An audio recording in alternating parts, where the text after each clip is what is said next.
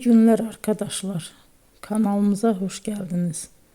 Bugün yine sizler için yepyeni videolarla karşınızdayım. İki başarılı oyuncularımız Elçin Sangu ve Barış Ardus'tan güzel paylaşımlarını sizler için hazırladık. Elçin Sangu, Sevdim Alabora, Yalancı ve Mumları, Kiralık Aşk, İyi Günde Kötü Günde bu dizilerde rol almış ve herkes tarafından çok beğenilmiştir.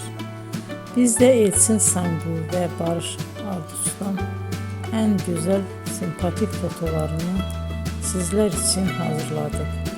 Bu karelerin devamını istiyorsanızsa emeğe saygı olarak kanalımıza abone olup yorum yazmayı unutmayın arkadaşlar. Teşekkür ederim.